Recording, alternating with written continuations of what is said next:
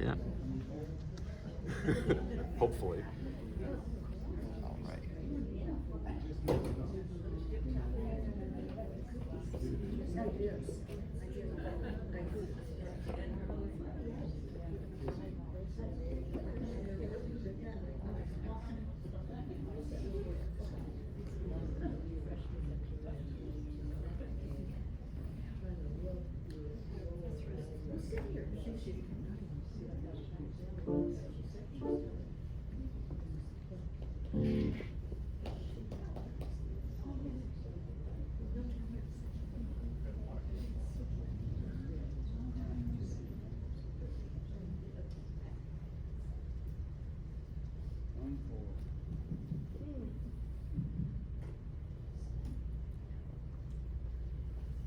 Oh, thanks. Microphone.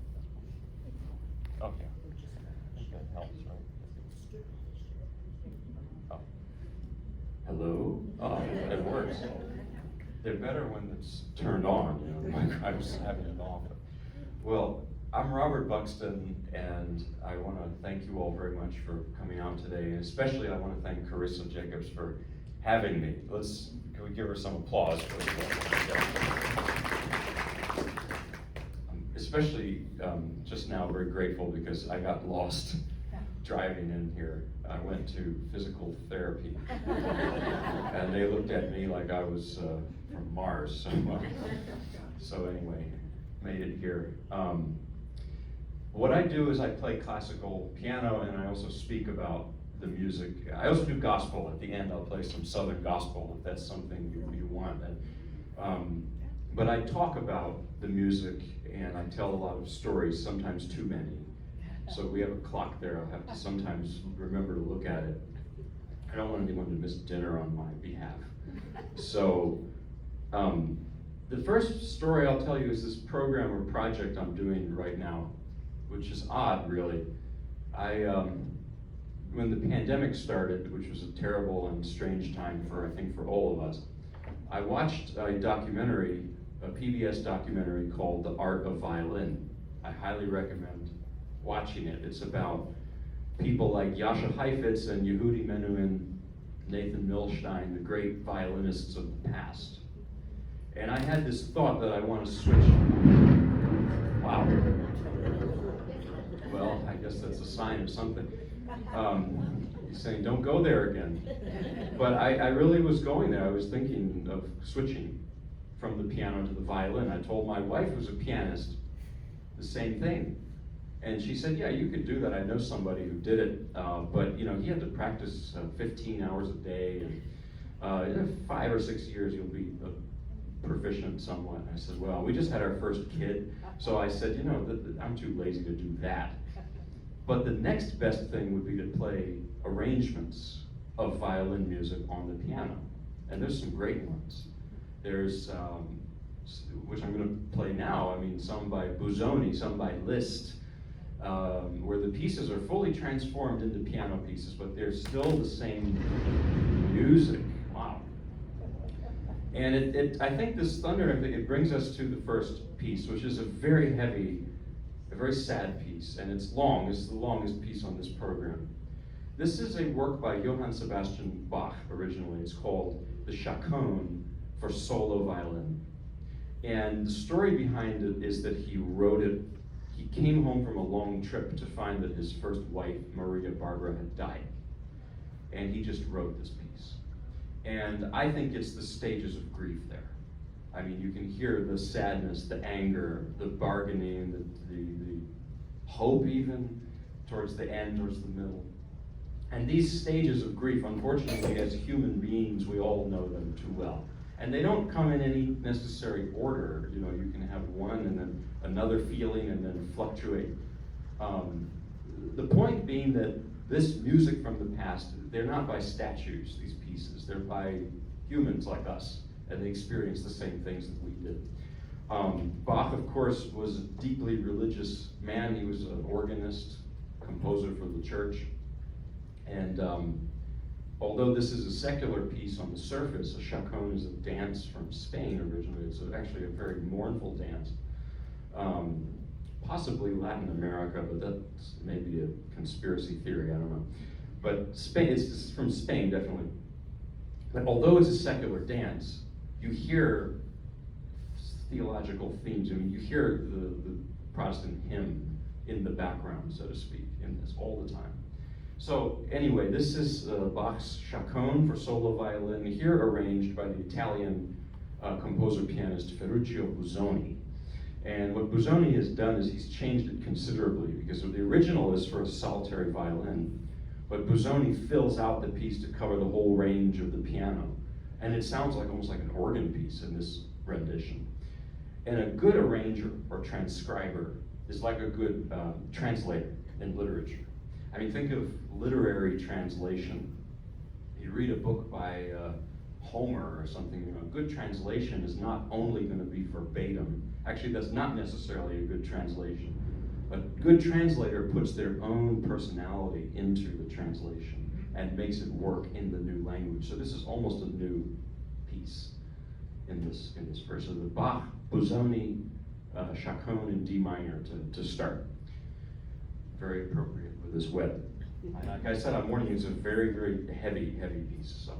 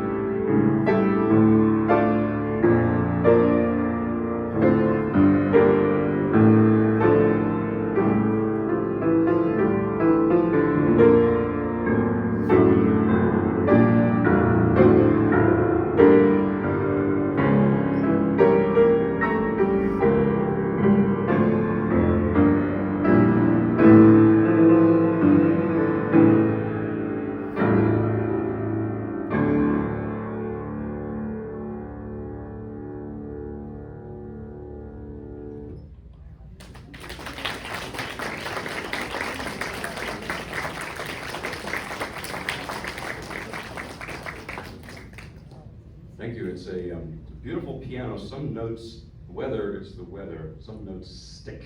So I don't know, especially, see, but so I have to be careful. If I use a lot of force, it'll, yeah. So that happened a few times. A little terrifying, but okay, so, but that's the piece. I mean, I hope that even with the couple missed things, you get the gist of it. And it's just, it's so powerful. And it's very, it's that side of life that this music, I think, is about. So now I'm going to play some more comic music. These are pieces by the violinist Paganini, Niccolo Paganini. A lot of heavy attacks like that, so I have to, you might hear, but it's, I don't know, my artistic choice, I'm kidding. So, but anyway, Paganini was this sui generis violinist. He was, he lived at the end of the 18th century, early 19th century. And someone said he was like the Big Bang in music. His style comes from nowhere. You can't really trace it to any predecessor. Paganini just sort of appeared, and that was, his style was like this explosion. And he was almost like a rock star of today in his popularity and controversy, by the way, too. So Franz Liszt, we fast forward a little bit later towards the end of Paganini's life and career, Franz Liszt heard him play, and this had a huge effect on him. It was at a time when Liszt was at he was stuck musically and personally, very depressed. And he hears Paganini, and the story goes that Liszt locked himself in a room to practice incessantly and read while practicing to become educated, for like 2 or 3 years. And he emerged as Franz Liszt after that period. And the first thing he did then was arrange Paganini's violin music for the piano. And I'm going to play, this first one is arranged from one of the solo violin caprices. This piece, my wife believes, is an incredibly stupid piece. She said that it sounds like our cats chasing each other at all hours of the night. So, something like this. And then they knock some vase over, I think it's comic. I told her I think it's just comic. It's like comic opera, She said, well, it still sounds dumb to me. So it's up to you. But I think music doesn't all have to be as heavy as the Bach to be worth enjoying. So here's the first of the Paganini, arranged by Liszt, and I'm playing it in the Busoni version of the Liszt, so it's a double pasteurization or whatever. Gets confusing. So here it is, the first of the set. And again, I'm warning you, it works now, so don't get stuck on me, all right? Not it.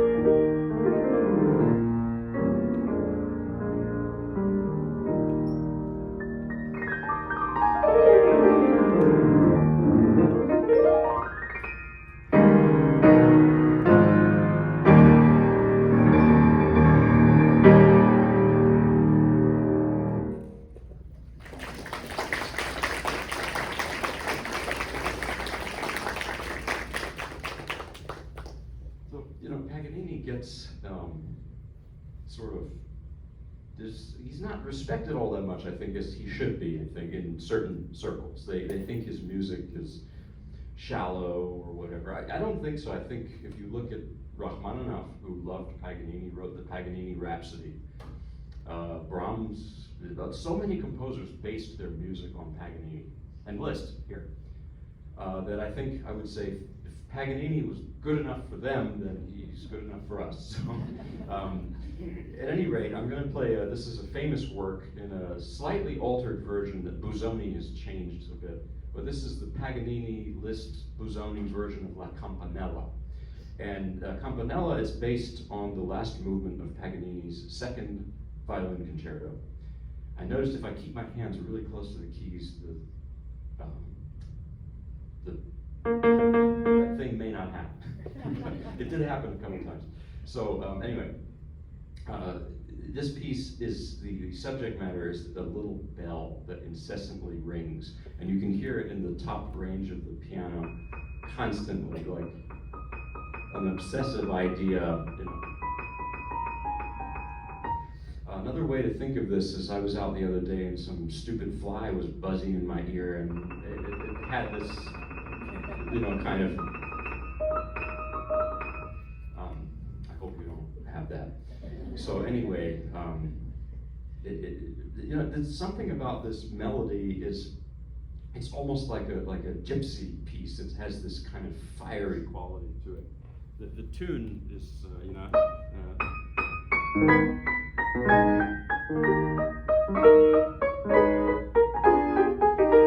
and the piece is like a set of variations on that idea. So, here it is.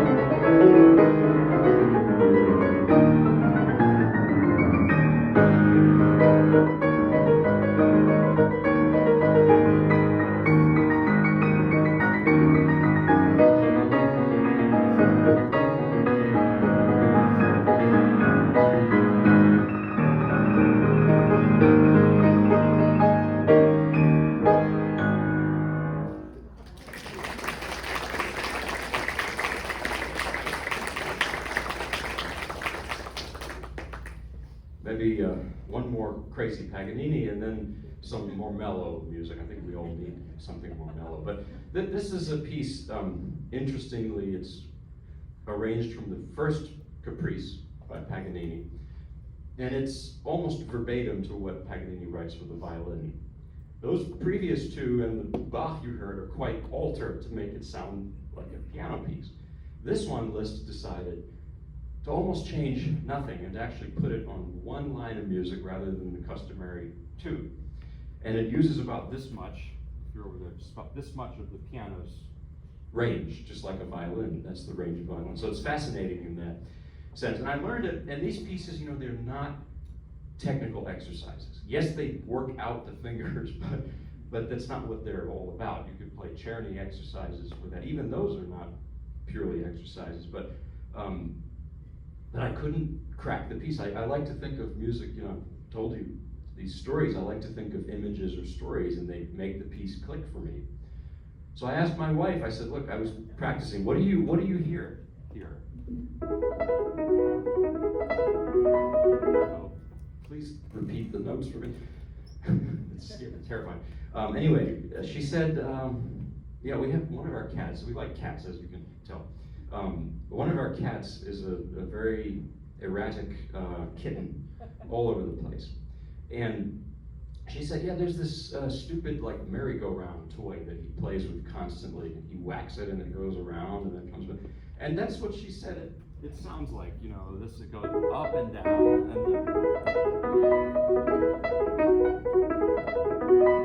So I thought that's a good image for it.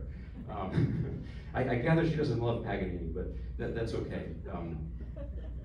I like his music. I think he's fascinating. And, yeah. So I will attempt it with the sticky. Hope nothing sticks, but I hope it sticks to your ears, but not the keys. Yeah. Let's do that again. It did,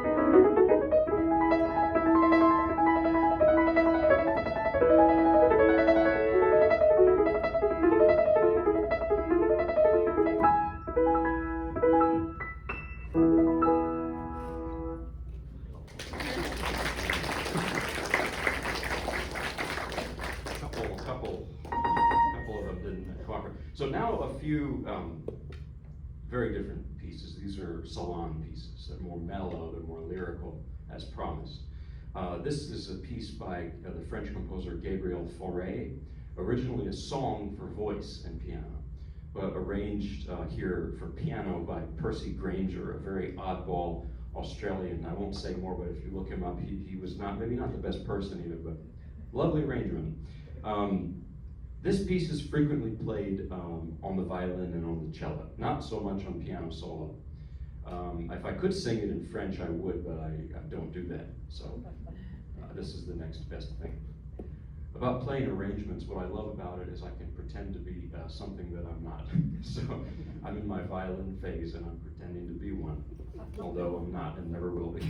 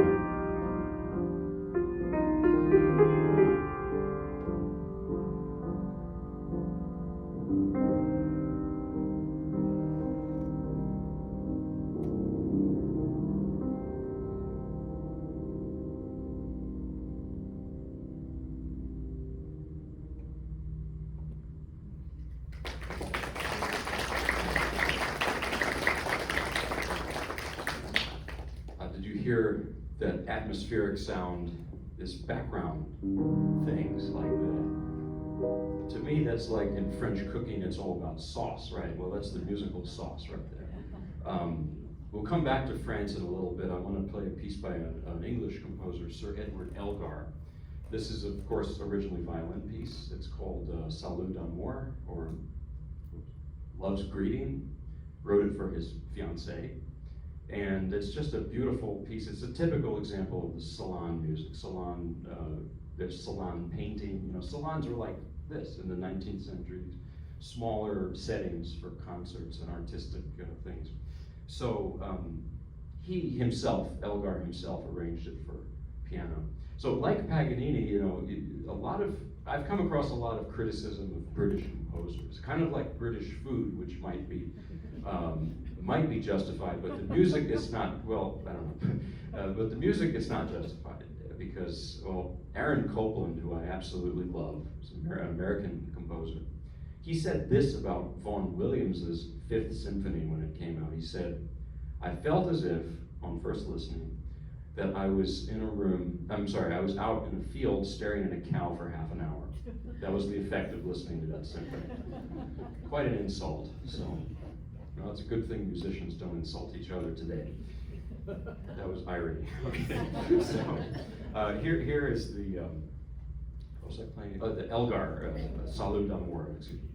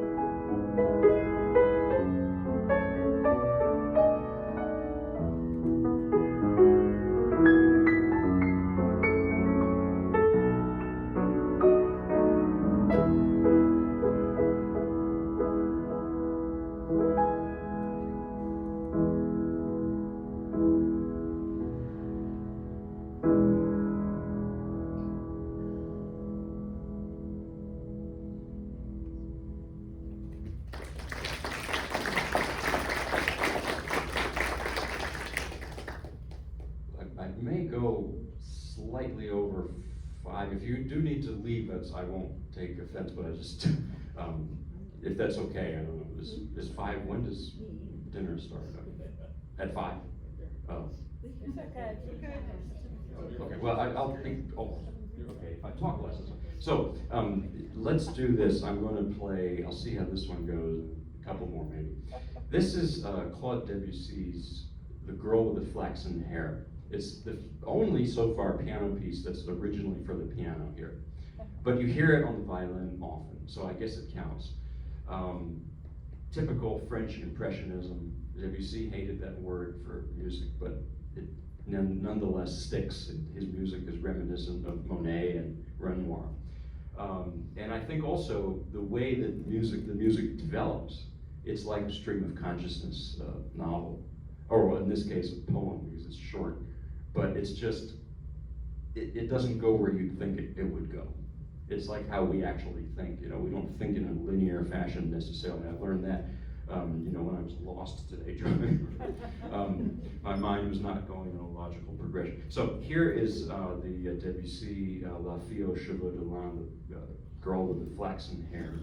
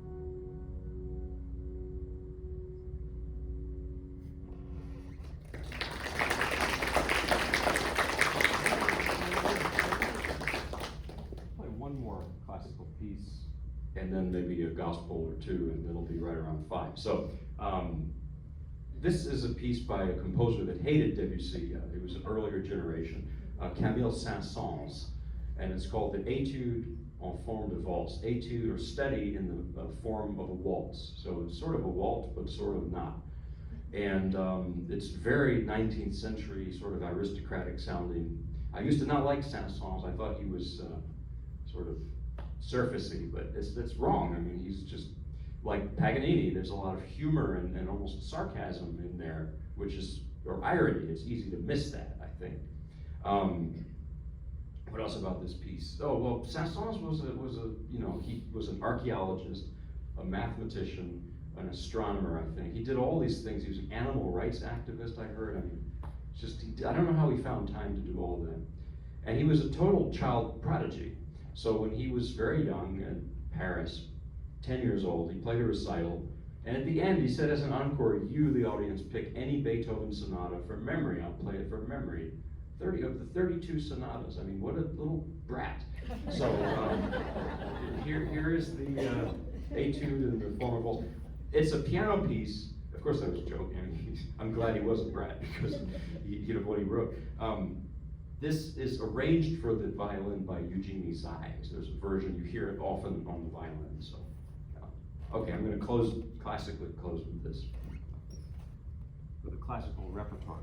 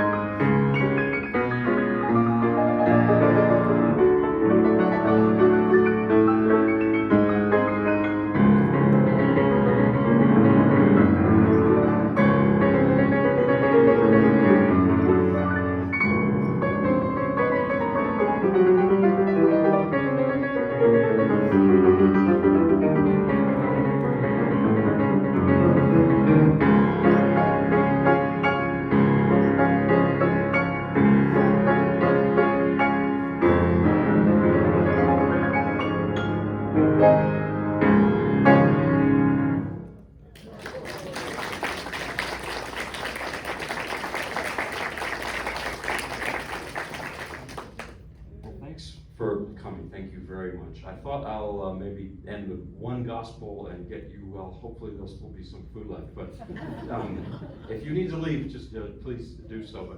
But I just wanted to end with just a closer walk with thee, with some improvisation involved. So.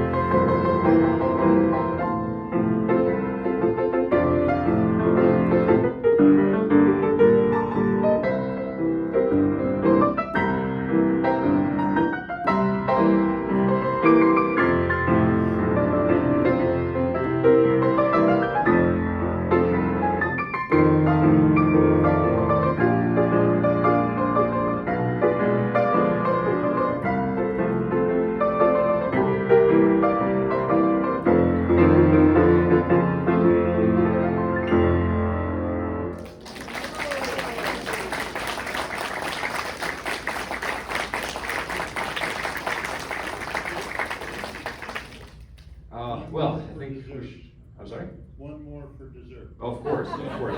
Well, I can't do any requests, but any gospel hymns, tunes you want in the Southern gospel style, I can do. Let's see, I can do Amazing Grace in an upbeat way. I can do. That's it. You want that? Okay. You can do How Great Thou Art. I can do what else? Peace in the Valley. I've been doing recently. Do them all. You want to know? Okay. I'll go to the cafe and I'll tell them, or the rest. I'll tell them. It's open. It's open. Okay. Well, I don't think they're going to run out. Okay. So a little Amazing Grace, just in a similar style to that. So. This I didn't learn in school. This I picked up by ear, just being, living in the South, and my mother's Russian actually, 100%. But my father's from Portsmouth, Virginia, so very different worlds. Both worlds, people talk too much. How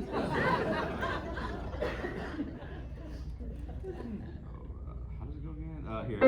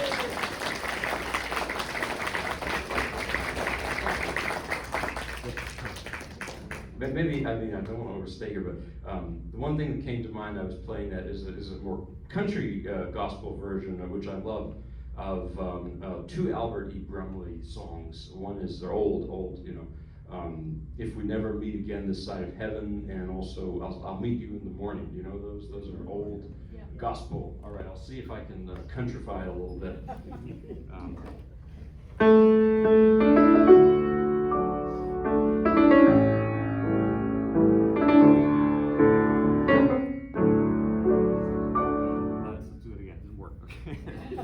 Something there. That's the lick I wanted to do. Oh, there it goes. Okay, sorry.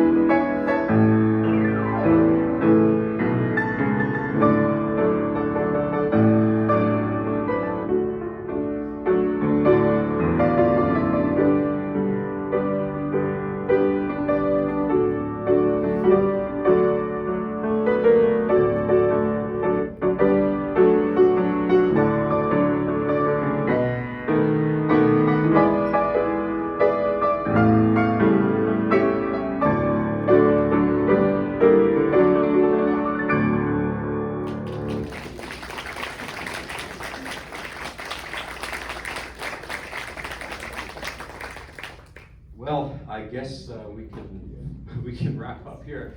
Yeah, if you would like, I have this guest book thing.